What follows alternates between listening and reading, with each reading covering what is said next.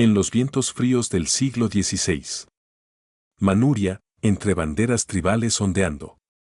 A lo largo de los ríos del actual Gilan, una niña llamada Abai nació en él. El orgulloso y poderoso clan Ulanara. El padre, Montai, gobernaba la tribu Ula, una de los grupos más formidables entre los Isigurchins. Era un hombre de influencia, presidiendo tierras fértiles, comandando guerreros y representando siglos de sangre noble. Los primeros Abai. Los años estuvieron bañados de privilegios. Ella creció en la ciudad de Ula, la capital de la tribu, un lugar lleno de vida tribal, diplomacia y custodiado por soldados leales. Desde el momento en que pudo caminar, su camino estaba destinado a entrelazarse con política, alianza y legado. Pero el destino demostró ser cruel. En 1596, cuando ella era con tan solo 6 años, su padre murió bajo circunstancias sospechosas y violentas durante una misión de patrulla fronteriza.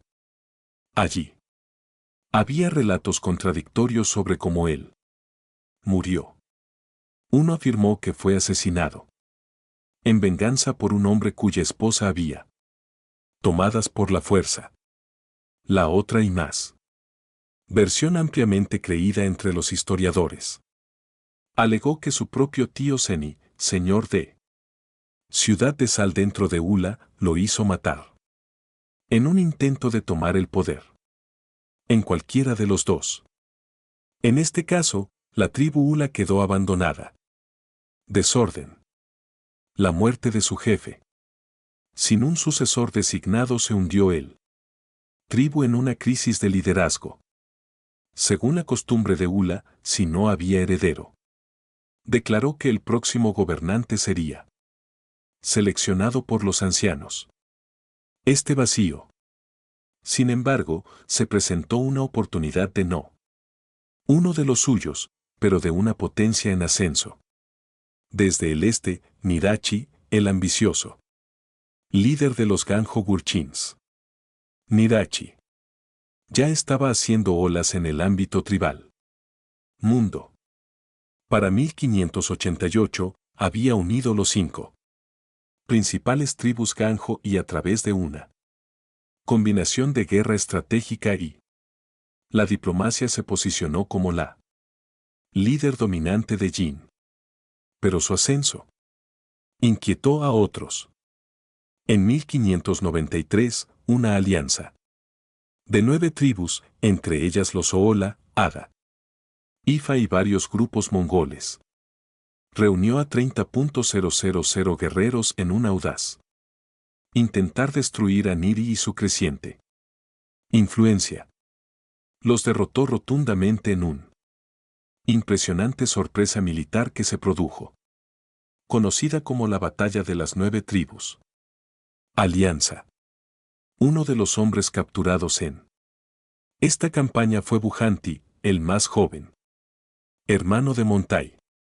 En lugar de ejecutar a él, Nirachi le ofreció refugio y protección. Esta astuta maniobra política le dio a Nirachi influencia sobre Ula. Sucesión cuando Montai murió 3 años después. Más tarde, devolvió Bujanti a Ula.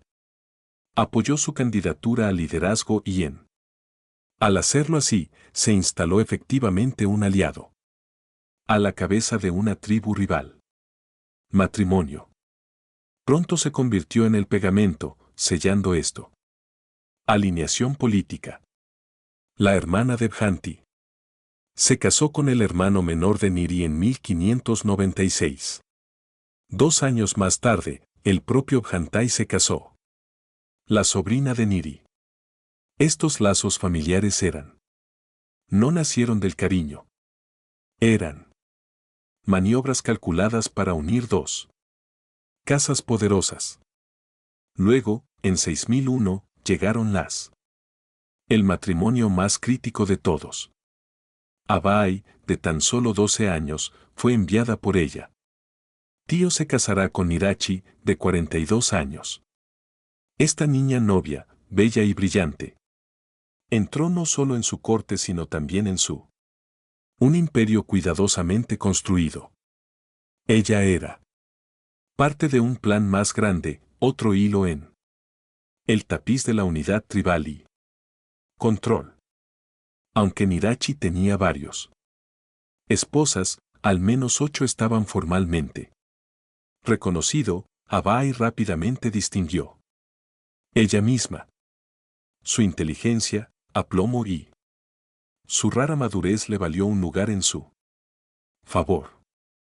Ella entendía lo intrincado dinámica del harem, la etiqueta de la política cortesana y las ambiciones de hombres.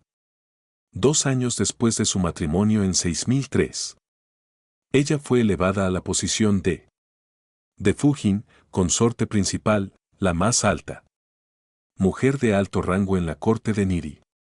Ella era ahora el administrador del palacio interior, un papel tanto interno como político, y uno que la colocó en el corazón de la mundo del emperador. Ella dio a luz a Niri 3 hijos. En 6005, con tan solo 15 años, dio a luz a Ajik, su 12º hijo. 7 años más tarde, dio a luz a Dorgon, el 14º. Un niño que un día se convertiría en la regente de un imperio. En 1614, ella dio a luz a Dodo, el 15º hijo. Los 3 continuaría ejerciendo un gran poder, dando forma a la historia de la dinastía que estaba a punto de nacer. Nirachi, quizás, detectando su potencial desde el principio, confiado. Cada uno de ellos con liderazgo sobre la élite. Unidades de su sistema militar, las 8 pancartas. Ajik fue nombrado comandante de la bandera amarilla bordeada. Dodo tomó control de la bandera amarilla lisa. Y. Aunque el dominio de Dorán sobre la zona fronteriza, la bandera blanca permaneció no oficial, fue claramente intencionados. Estos nombramientos no eran ceremoniales, eran la declaración de fe de Nirachi en linaje de Abai. En 1616, Nirachi estaba listo para declarar una nueva era.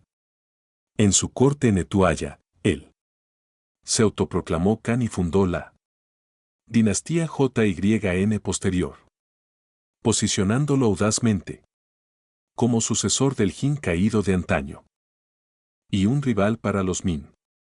Adoptó el título de reinado Tionmin y se dispuso a formalizar las instituciones de gobierno militar, burocrático y espiritual.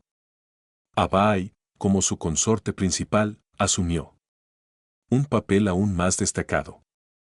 Su influencia extendida más allá del interior tribunal.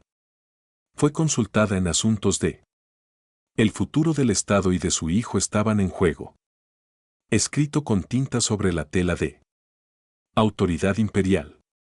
Sin embargo, incluso mientras la fortuna personal aumentó, el clan de por donde ella vino, la Ula, empezó a vacilar. Su tío Bujanti, a pesar de su alianza con Nirachi, se volvió cauteloso ante el poder creciente de Khan. En 1612, él encarceló a su propia esposa, Nirachi, sobrina, y se alineó con los mongoles. La Tribal Court lanzará una operación preventiva. Huelga contra los Ura, una tribu bajo la protección de Niri. Esta traición desató la furia de Nirachi. En 1613, él dirigió personalmente una campaña en Ula territorio, capturó la ciudad de Ula y derrotó a Abhanti, quien huyó en desgracia a la tribu Yaei. El orgulloso estado de Ula, una vez dominante entre los Aisi Jurchins, dejó de existir. Abai la observó. Las familias caen, pero su posición permanece inquebrantable. En todo caso, su estatura en la corte se consolidó aún más.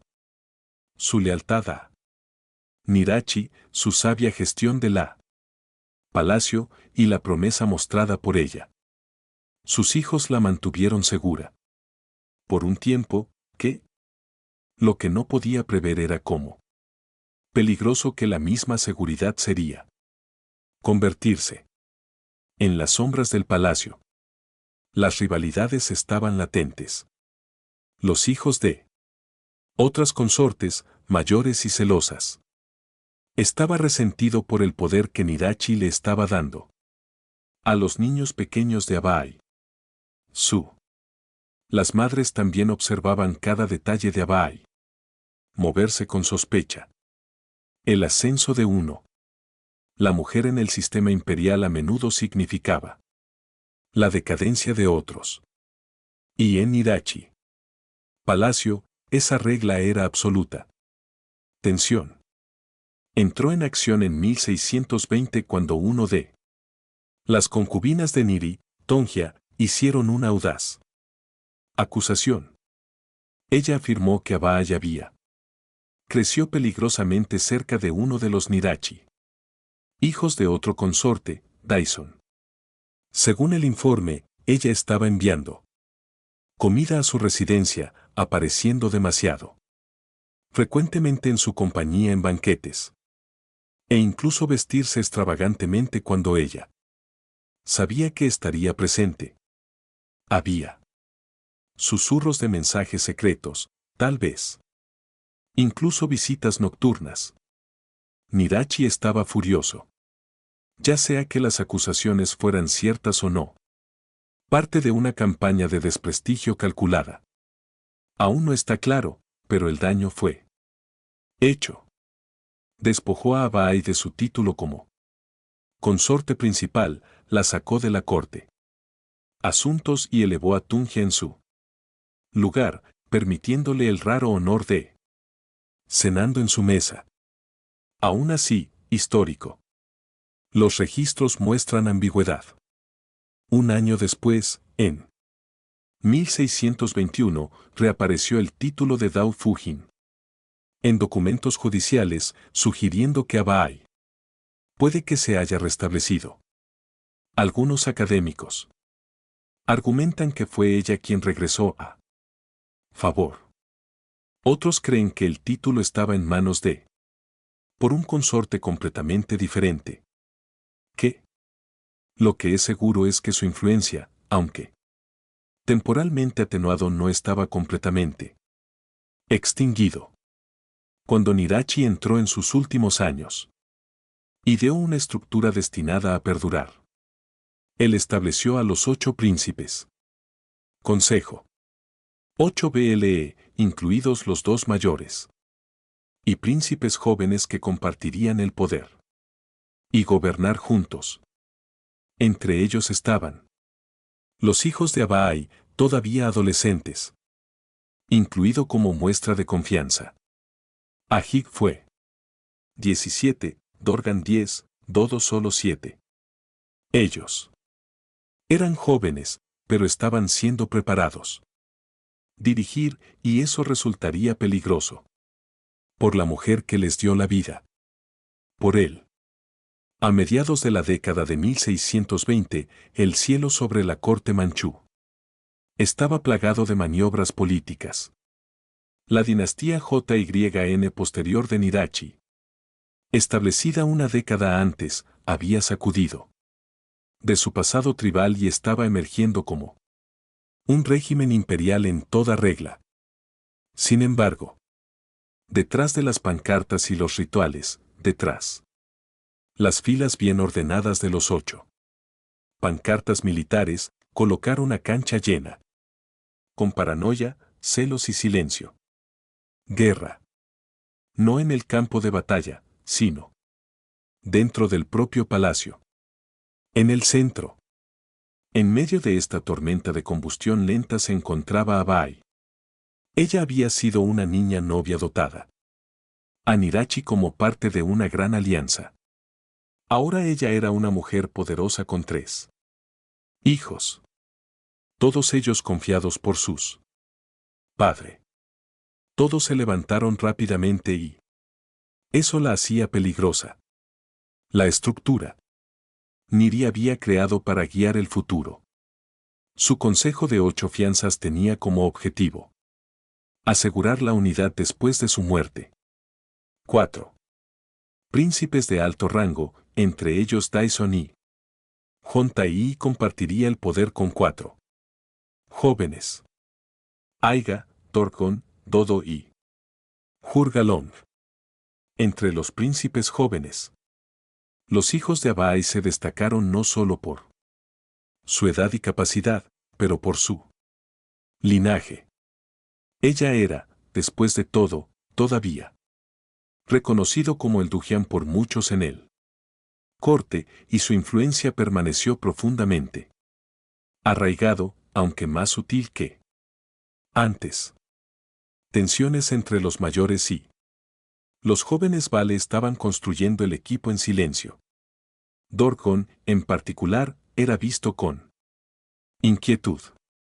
Aunque era solo un niño, su ejército, el talento y el carisma ya estaban evidente, y Nirachi había sido cada vez más vocal en sus elogios. Hubo rumores, nunca oficialmente. Confirmó que Nirachi había considerado Dorgon como heredero potencial. Con él, el príncipe mayor Daison se desempeña como regente. Para Hontai, el octavo hijo de Nirachi y un poderoso contendiente para la sucesión. Esto era inaceptable. La muerte de un emperador, incluso uno tan poderoso como Nirachi, a menudo crea un vacío. Es en ese momento cuando el centro flaquea, que los rivales se abalanzan sobre Hontai. Entendí esto mejor que nadie. En 1626, Nirachi lanzó una ofensiva militar. Campaña contra la fortaleza Min de Ningguang. Su objetivo era simple: romper las defensas Min y presionar más profundamente en territorio chino. Pero la batalla fue mal. El general Min Yuan Chongguan, al mando de los europeos. Estilo canon y brillantez estratégica. Infligió uno de los pocos golpes importantes de Niri. Derrotas. En retirada y heridos. Posiblemente por disparos de cañón, de Nirachi. Su salud comenzó a deteriorarse rápidamente. Se retiró a la fortaleza a las 10. Shenyang, buscando descanso. Pero dentro. Semanas después, quedó claro que esto no era enfermedad común. El gran Khan de la Burqin se estaba muriendo. Su cuerpo, desgastado por décadas de batalla y estrés, comenzaron a fracasó. A medida que su condición empeoraba, Abai fue convocada a su lado. Ella vino viajando rápidamente desde el patio interior, probablemente acompañada por sirvientes y ella. Hijos menores. Ya si su final. La reunión fue cálida, fría o completamente. Se desconoce el origen político. Lo que se sabe es que el 11 de agosto de 1626, Nirachi murió. A la mañana siguiente, el tribunal informó que el emperador había emitido una orden final, una que sorprendería incluso a aquellos familiarizados con las brutales costumbres del día. Se dijo que Nirachi deseaba que su consorte principal, Abai, ser enterrado con él. La razón dada fue que ella era bella, inteligente y peligrosamente influyente. Su presencia, según Balai, quien entregó el comando, podría perturbar la paz de la Estado después de su fallecimiento. Para asegurar estabilidad, la enviarían a acompañar a su marido a la muerte. La decisión no fue típica. Entre los Gurchins, entierro en vida, conocido como entierro. Sacrificio, se había practicado, pero rara vez y por lo general solo afecta a las partes inferiores. Concubinas de rango y nunca sin la consentimiento previo de la mujer. Abai, sin embargo, nunca había aceptado semejante destino. En él. Por el contrario, los relatos históricos sugieren. Ella estaba horrorizada. Ella suplicó. Ella se resistió. Algunos registros dicen que ella argumentó con fuerza que sus hijos todavía eran demasiado jóvenes para perder a su madre. Ella solo era 37 años, todavía en su mejor momento con hijos recién entrando en la adolescencia. Dorán tenía 14 años, Dodo 12, allá apenas 20. La necesitaban, y ella todavía tenía mucho que dar a la corte. Pero sus palabras ya cayeron en los oídos. Ensordecido por la ambición. La orden final. O eso se decía que había venido de los labios de Niri. Pero nadie más los había oído. No hay documento judicial ni testamento escrito. Ningún decreto imperial llevaba su sello. El mensaje fue entregado únicamente por Jon Taí y sus aliados que en cuestión de horas. La muerte de Niri comenzó a afirmar el control sobre la cancha. Ante una situación abrumadora. Presión y sin vía de escape, Abai. Presentado. Ya sea que eligiera veneno o espada, ya fuera digna o es aterrador, nunca lo sabremos realmente. Lo que es cierto es que ella murió esa mismo día, 12 de agosto de 1626. Con ella estaban dos consortes menores, también obligado a seguir a Niri hasta la muerte. Uno de ellos tal vez, fatídicamente, tenga sido Tongia, la misma mujer que una vez la acusó de conducta inapropiada. Su muerte fue una purga calculada disfrazada de costumbre. La mujer más poderosa del imperio. Madre de 3 hijos ya al mando. Ex consorte del emperador fundador. Fue borrado con precisión. Su cuerpo fue sepultada junto a Niris, pero su espíritu no era bienvenido en los registros. Había sin título póstumo, sin placa ancestral. Erigido en su nombre, sin luto. Ceremonias sancionadas por la corte. Ella se convirtió en la historia oficial de Chin casi invisible. Sus hijos se lamentaron, pero la supervivencia dependía del silencio. Eran demasiado joven, demasiado vulnerable y Jon Taí se había movido rápidamente para consolidar el poder. En cuestión de semanas, había asumido un papel efectivo. Liderazgo sobre la corte. Mientras que él, 8 Bao todavía gobernaban formalmente. En conjunto, quedó claro que Jon Taí, con su ambición calculada y amplia apoyo, pronto dominaría.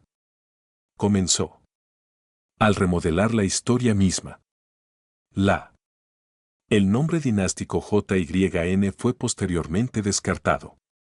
En su lugar, declaró la fundación de un nuevo orden, el Gran Qing.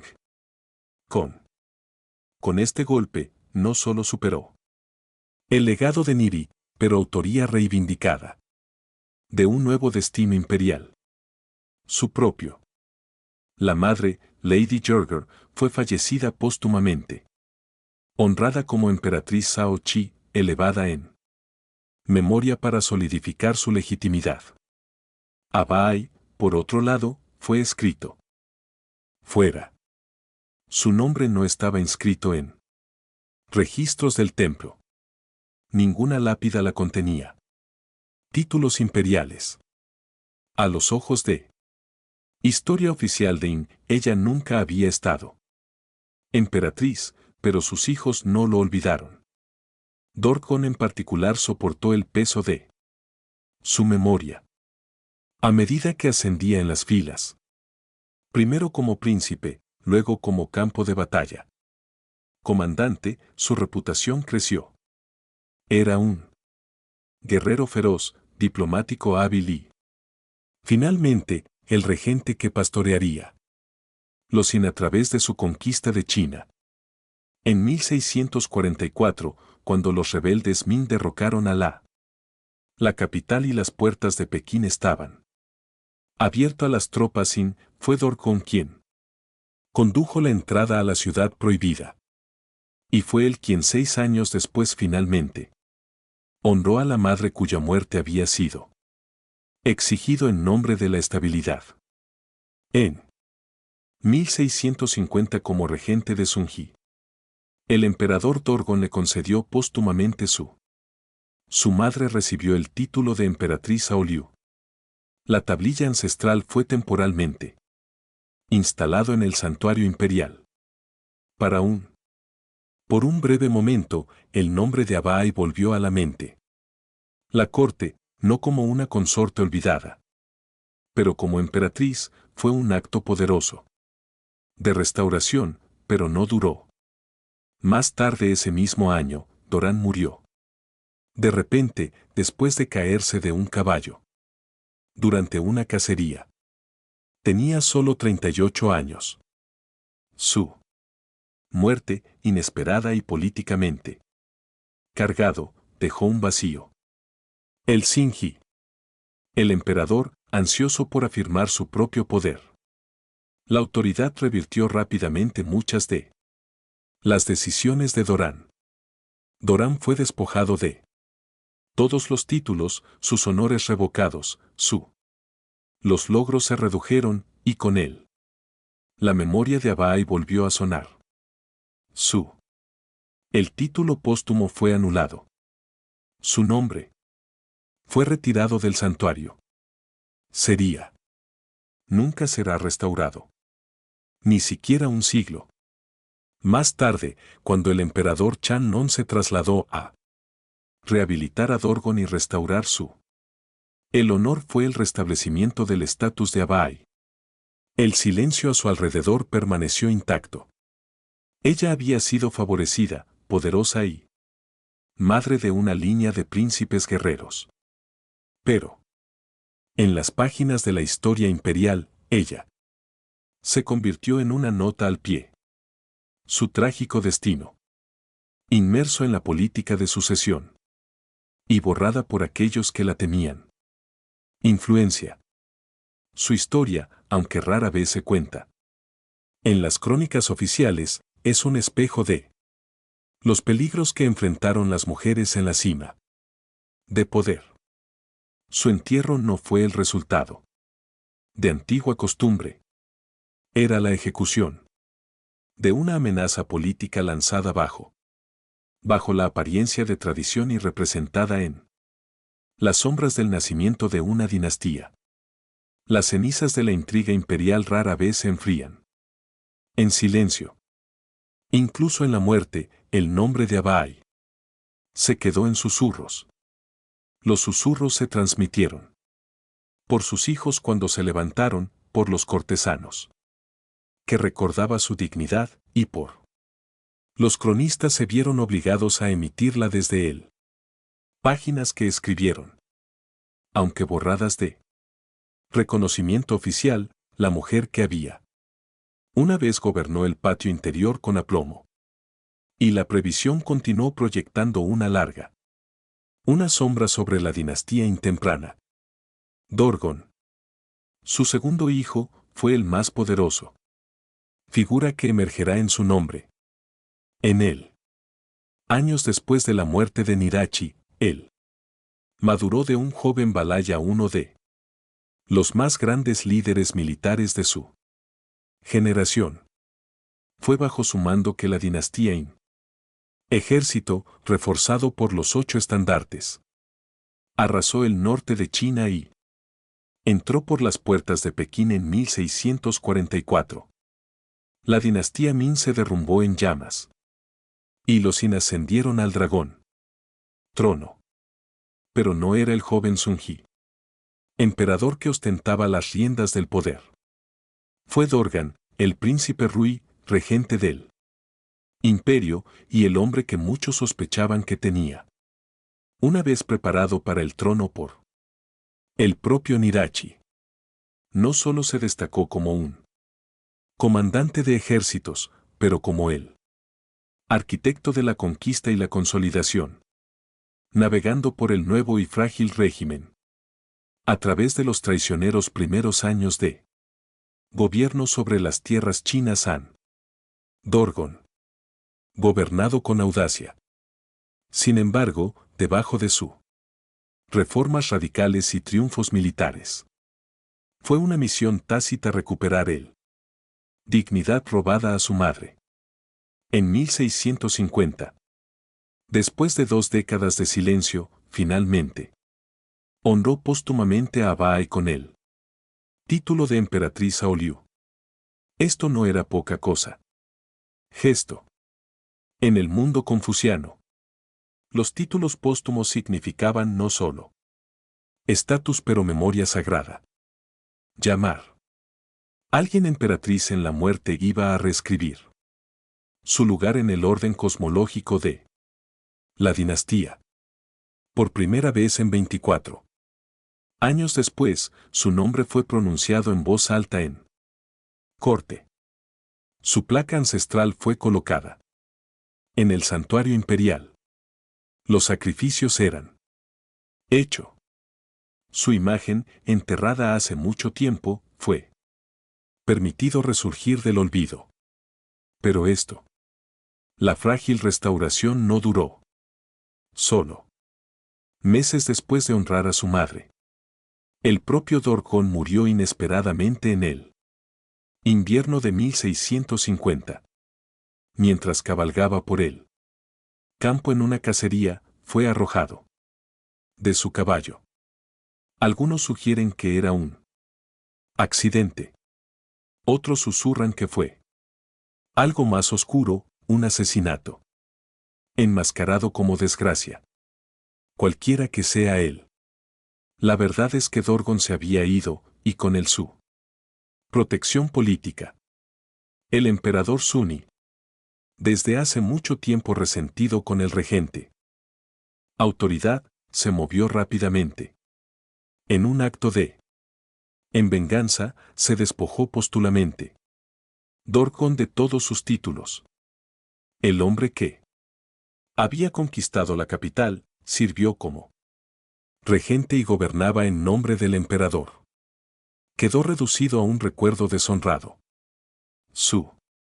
Los honores fueron borrados, sus tierras confiscado, y su nombre limpiado de mención imperial. Y el nombre de Abai, revivido solo brevemente, fue una vez más borrado. El santuario ancestral ya no existe. Acogió su espíritu. Su título póstumo fue revocada y los registros judiciales fueron editado. Era como si su breve la resurrección nunca había sucedido en absoluto. La mujer que había vivido en el mismo corazón de la corte de Nirachi, nacido 3 hijos poderosos y han sido enterrados vivos como un amenaza para el Estado, había desaparecido una vez más, tragado por una dinastía determinada. Olvidar. Tomaría otro siglo para que su historia volviera a brillar.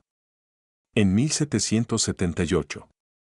Durante el reinado de Chanlong, emperador, la corte reevaluó la gobernantes de la dinastía intemprana.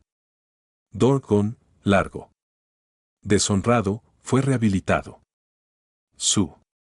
Las contribuciones militares eran demasiado grandes para ignorar su papel en la fundación de la dinastía. Innegable. Su título de príncipe Rui era restaurado y sus méritos registrados una vez más en los anales oficiales de la corte. Pero incluso entonces, el nombre de Aba Ayera nunca fue restituida. Su título de emperatriz. El Xiao permaneció revocado. No se encontró ninguna placa reemplazada en los salones ancestrales. Su memoria, tan ferozmente protegida por ella. Su hijo todavía era considerado demasiado peligroso. Demasiado disruptivo para la narrativa oficial. Moldeado por Hontai y los primeros emperadores que lo sucedieron. ¿Por qué? Quizás. Porque Abai simbolizaba una alternativa. Futuro, uno que casi había llegado. Pasar. Ella y sus hijos, particularmente. Los Dorco no eran figuras pasivas en un mundo cambiante. Fueron fundamentales para él. Transformación de la confederación tribal al imperio. Su inteligencia, su autoridad y su intuición política. La hizo no solo una madre o consorte, pero un poder por derecho propio. En un palacio lleno de ambición calculada. Y un silencio mortal, eso era peligroso. Cosa. La práctica del sacrificio funerario. Ya se había estado extinguiendo en ese momento. De la muerte de Niri. Incluso entre los Jins. Se estaba volviendo tabú. Pero Abai suicidio forzado bajo el pretexto de la tradición cumplía una función diferente. Eliminó un símbolo viviente de resistencia, un potencial hacedor de reyes, un madre cuyos hijos se erigieron como rivales de la línea establecida por Hontai y la orden de enterrarla, transmitida no por el propio Nidachi, sino también aquellos que intentó gobernar en su ausencia, fue como política como ritualista. La muerte no era una ofrenda. Era una borrador. Y así su historia sobrevivió solo. En fragmentos. Anécdotas en la periferia. Crónicas, silencios sospechosos en registros imperiales, honores silenciosos rápidamente. Revocado. Pero los huesos de la verdad no. Permanecer inmóvil para siempre. Hoy, los historiadores y los estudiosos están reconstruyendo lentamente su vida. A través de referencias cruzadas de la corte. Documentos, cuentas en el extranjero y textos conmemorativos dispersos, una más clara. La imagen de Aba haya emergido, no simplemente como víctima, sino como mujer de intelecto formidable, lealtad de hierro y influencia innegable. Su vida desafía el mito de que las mujeres en los políticos de la primera época eran sombras silenciosas. Revela como la autoridad, incluso cuando, si se maneja con cuidado, podría provocar consecuencias letales. Consecuencias. Expone cómo la tradición podría ser convertidos en armas para servir al poder. Como los rituales. Destinado a honrar a los muertos podría convertirse en instrumentos para silenciar a los vivos. Y. Lo más inquietante de todo es que nos recuerda que el pasado no siempre es lo que los vencedores. Escribió. Aba era hija de un gran tribu, una esposa de un emperador fundador y una madre para los príncipes que formarían el destino de China. Pero porque ella se mantuvo firme en el camino de la sucesión, porque ella la existencia inquietó a quienes anhelaban. Regla singular, ella fue borrada. Su viaje póstumo dice mucho sobre la corte su extensión. Iría a reescribir la memoria, y él. La impermanencia incluso de los más exaltados. Favor. Su destino no estaba simplemente sellado en una tumba. Fue curada por decreto. Creado por el poder y olvidado por diseño. Sin embargo, aquí estamos, siglos después. Más tarde, recordándola. Su nombre puede que no. Se encuentran en placas en santuarios imperiales. Pero sobrevive en las notas a pie de página de registros prohibidos, en el coraje de su hijos, y en la persistente curiosidad de aquellos que se niegan a dejar que la historia mienta. Enterrado. La historia de Abai no se trata solo de la crueldad del sacrificio funerario. Es sobre el costo de la visibilidad, el riesgo de ejercer el poder y la tragedia de una mujer aplastada bajo la molienda ruedas del imperio. Al reclamarla cuento, no solo restauramos un cuento olvidado. Emperatriz, iluminamos las fuerzas que trató de silenciarla.